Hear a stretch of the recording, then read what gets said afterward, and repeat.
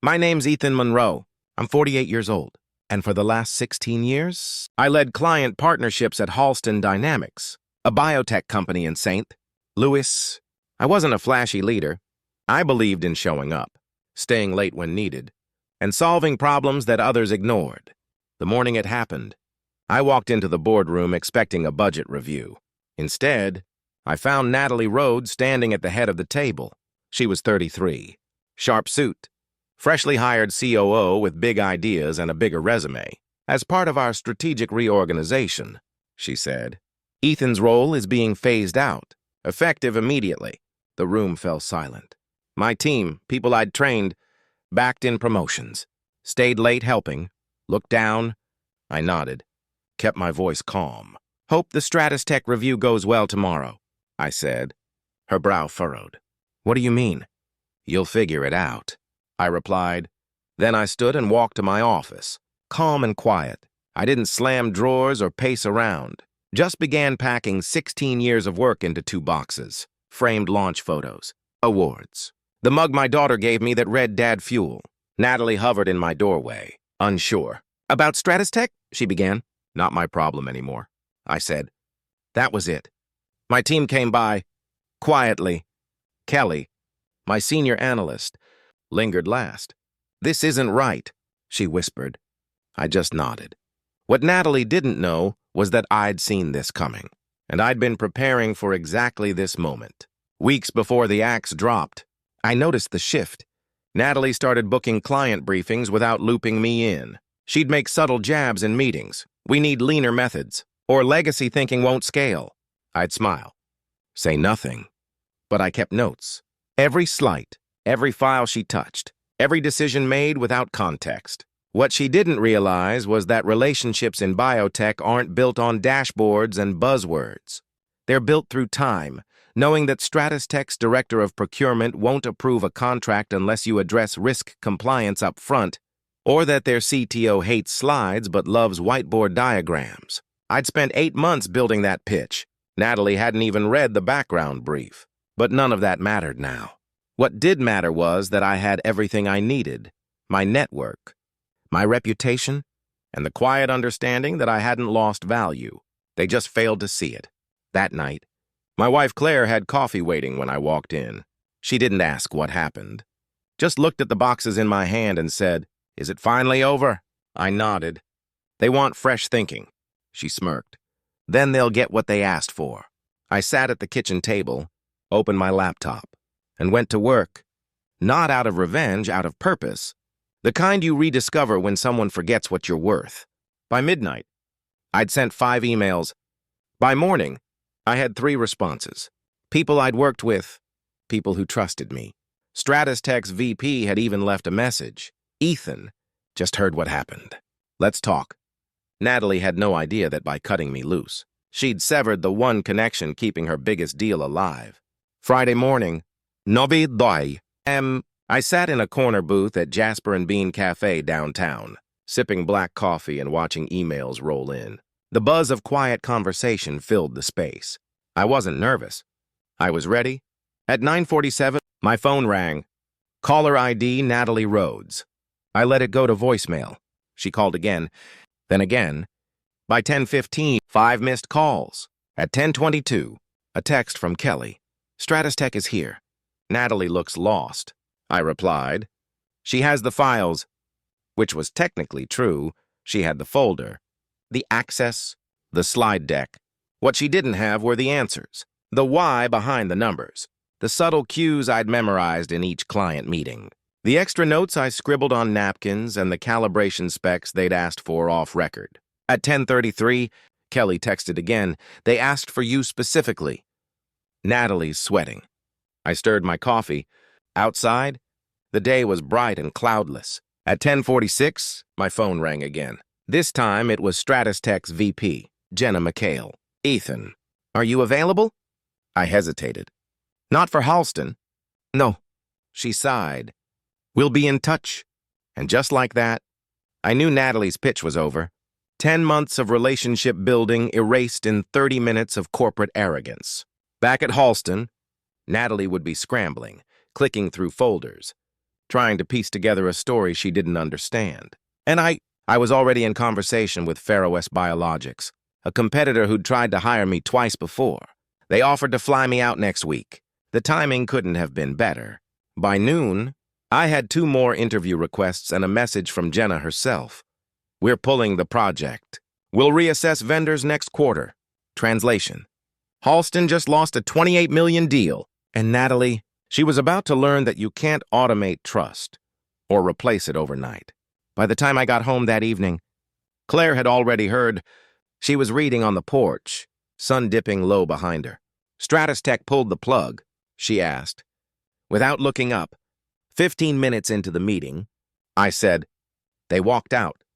She set her book down. And Natalie, I shrugged. Still calling? Left me a voicemail claiming it was sabotage. Claire laughed once, dry and short. You did nothing. Exactly. I hadn't deleted a file, hidden a document, or withheld a password. I'd left everything on the server, the sanitized version of my work, but not the handwritten specs, the off-the-record design notes, the client quirks filed in my head. The reality was brutal. She'd inherited my chair, but none of my understanding. Later that night, I pulled out an old leather notebook, the blue one with creased corners, filled with years of sketches, diagrams, shorthand client summaries. I hadn't meant to weaponize it. It was just how I worked. But now, it was the difference between an empty boardroom and a signed contract. Saturday morning, my phone buzzed again. Kelly. Natalie told the team you intentionally sabotaged the Stratus Tech pitch. Said you took confidential data. Did she now? Tom asked if she meant the notes you offered to share 3 months ago. The ones she said weren't needed. I smiled. Funny how that works. Kelly paused. You know, people are scared. The board's looking into the deal loss. Morale's wrecked. I felt that small ache again. For the team. Not the company. I'd hired most of them. Watched them grow. Take risks. Become good at what they did. And now they were caught in the crossfire of someone else's ego. But the choice was made. Natalie had bet against experience. And she was about to discover how costly that bet really was. Sunday afternoon. I found myself organizing tools in the garage, something I hadn't done in months. Claire came out with 2 lemonades and sat on the steps. You're quiet today, she said. I wiped my hands on a rag, just thinking, still about Halston. I nodded, mostly about the people still there. Kelly. Tom. The rest of them. She took a sip and waited. I keep wondering, I continued, if I should have done more, fought harder. Warned them. Claire raised an eyebrow. You offered to train Natalie. You gave her the files. You did your job. She didn't do hers. She was right. Of course. But it's hard watching a place you helped build unravel. Halston had been more than a job. It was where I found purpose after my father passed. Where I proved to myself I could lead without cutting corners. Where I learned to navigate clients through volatile R&D cycles, regulation storms, and economic slumps. But the version of Halston I loved had been slowly replaced, first with phrases like resource optimization, then with consultants who believed personality metrics could replace real leadership. My phone buzzed again. This time, it was a message from Tyler Reeds, former CTO at Linvatech. Heard about your exit. Any chance you're free next week to talk new opportunities?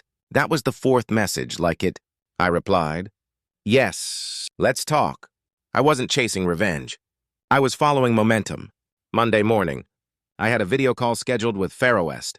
But before that, I opened my notebook one last time, not to retrieve specs, but to tear out the pages I no longer needed. Natalie had burned a bridge. I was building something better, somewhere new. Monday's interview with Faroest wasn't just smooth.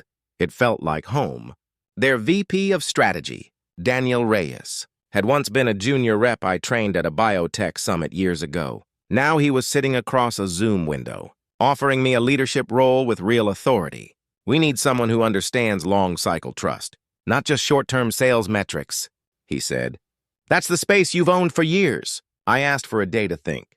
By the time I hung up, I already knew my answer. But before I made it official, I got a call from someone I didn't expect. Marcus Klein, Halston's CEO. Ethan, he started, voice low. I think we made a mistake. I didn't reply. The Stratistech situation, it's bigger than we thought. They've blacklisted us, pulled their referrals too. There's fallout. I waited. I'd like to meet Coffee. Maybe, he asked. Marcus, I said. Your new COO said I was obsolete. That was your bet, and you placed it. There was a pause, then a quiet sigh.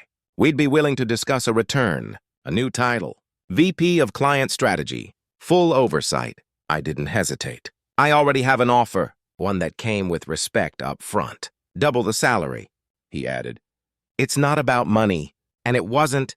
That call confirmed what I'd felt all weekend. I'd outgrown Halston. The place had changed. Or maybe I had. By noon, I called Daniel at Fairwest. I'm in, I said. Start date, Monday. If that works for you, it works. I closed my laptop and sat back, watching the sunlight catch dust motes in the air. There was no celebration, just a quiet satisfaction. I wasn't rebuilding the past. I was stepping into something better. Tuesday morning, I walked into Fairwest's headquarters. Clean lines, open space, natural light. But what struck me most was the atmosphere, focused, but not frantic. People weren't scrambling to cover mistakes. They were building something with intent. Daniel greeted me with a firm handshake. Glad you're here, he said. We've got a lot to do. He wasn't wrong. The team was mid-negotiation on a complex diagnostics rollout, the kind of project that would have taken Halston weeks to prepare for. Here, I was handed a client dossier, a whiteboard, and full trust. It felt strange, being valued without having to prove myself again. Later that afternoon, I got a text from Kelly. Halston laid off 8 people. Natalie's nowhere to be found. I replied, keep your head up. I may have something for you soon. And I meant it. Daniel and I had already discussed expansion. We'd need people who knew how to earn client trust the right way. People like Kelly. That evening, I sat on the porch with Claire, watching the wind move through the trees. You look like yourself again, she said. Feels like I am, I replied. I wasn't looking back anymore. Halston made their choices. So did I, and the future I was stepping into. It had more potential than anything I'd left behind. By Thursday, I'd met with nearly every department lead at Fairwest. Data science, regulatory, client development, all sharp, collaborative, and surprisingly open to ideas. There were no politics, no vague answers, just people doing the work. It was refreshing. That afternoon, Daniel pulled me into a side room. We're considering launching a consulting branch, he said. Something specialized, pharma partnerships, compliance strategy, that kind of thing. I raised an eyebrow. You're thinking big. We have to, he replied. Biotech's shifting fast. We want to lead, not chase. I paused. Let me draw up a roadmap. He smiled. Already knew you'd say that. That night, back home, I called Kelly. What if I told you there's a role here with real autonomy? Silence. Then, I'd say I'm listening. I laid it out. Building something from the ground up, not fixing someone else's mistake. Let me sleep on it, she said, but her voice already held hope. After we hung up, Claire turned from the sink. You're not just moving on, she said. You're building again. I hadn't realized it until she said it. I thought I was escaping the wreckage of Halston, but maybe I was laying a new foundation, brick by brick, with people who still believed in substance over flash. Friday morning, Kelly called back. I'm in, she said. Whatever it takes. I didn't need to ask if she was sure. The weight in her voice told me everything.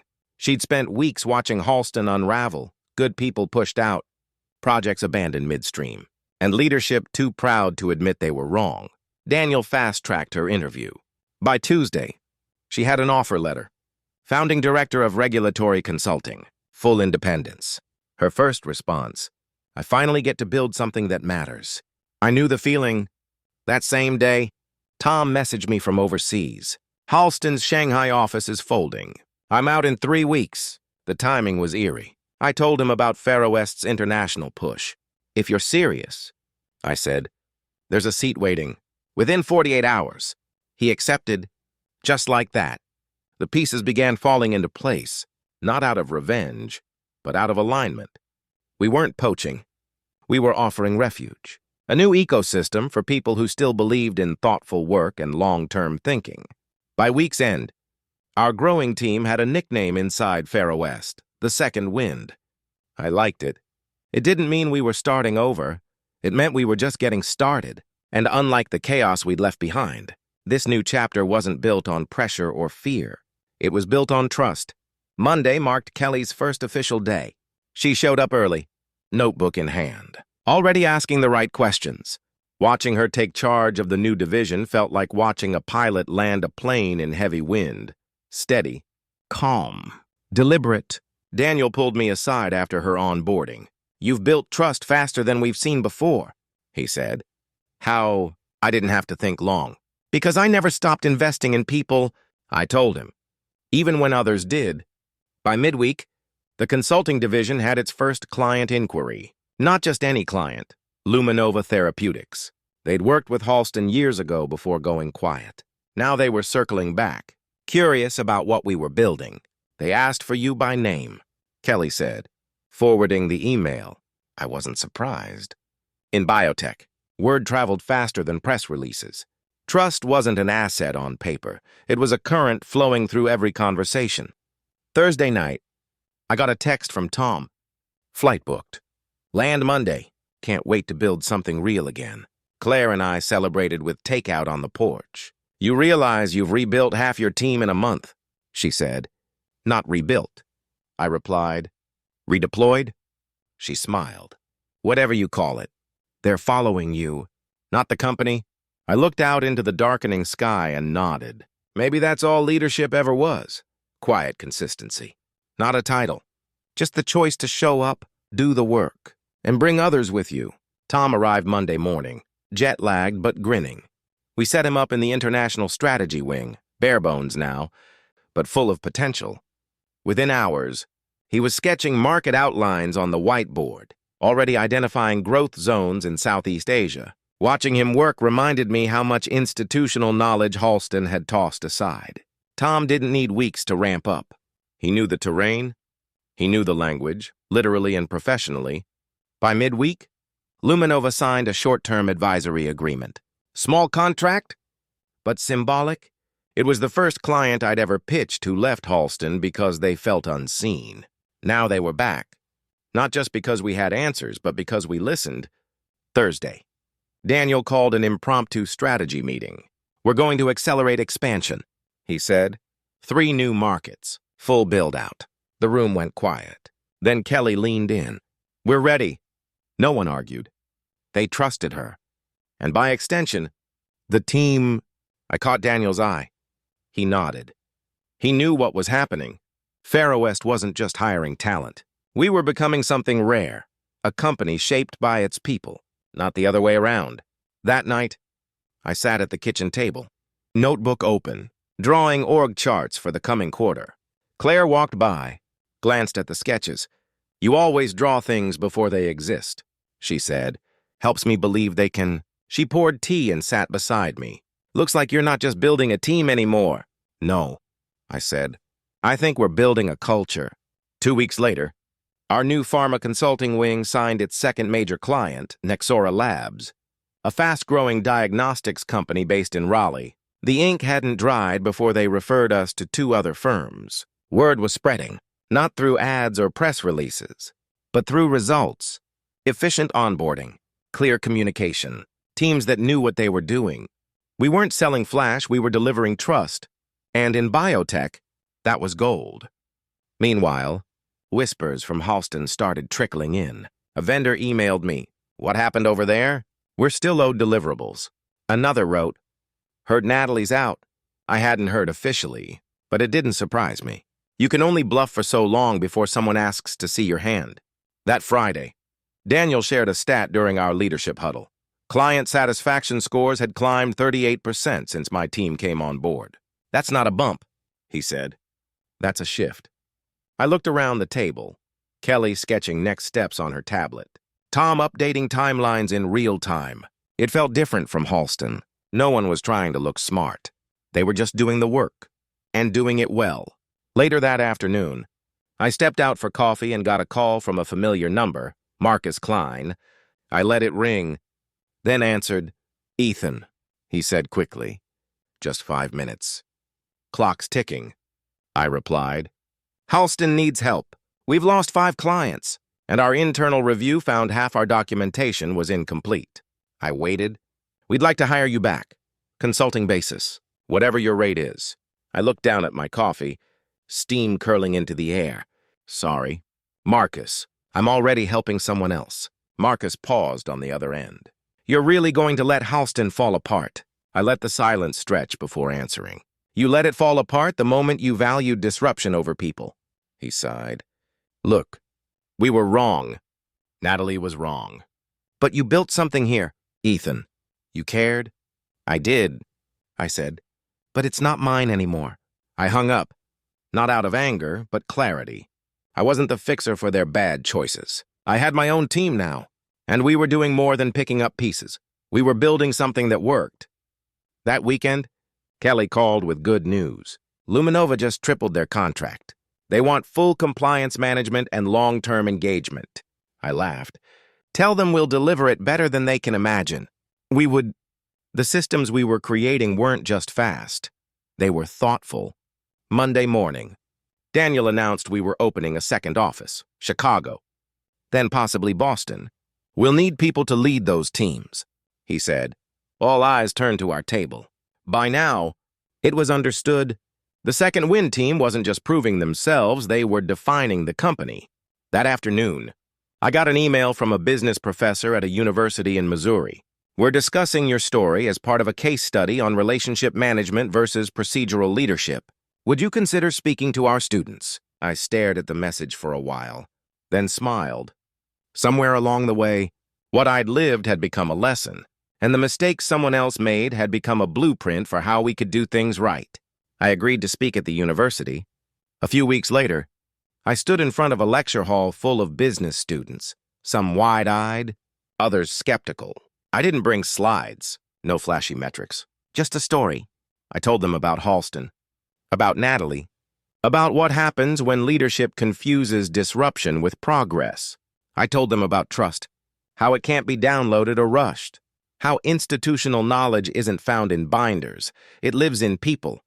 Afterward, a student approached me. "So, how do you know when to walk away?" I thought for a second. "When staying costs you more than leaving," I said.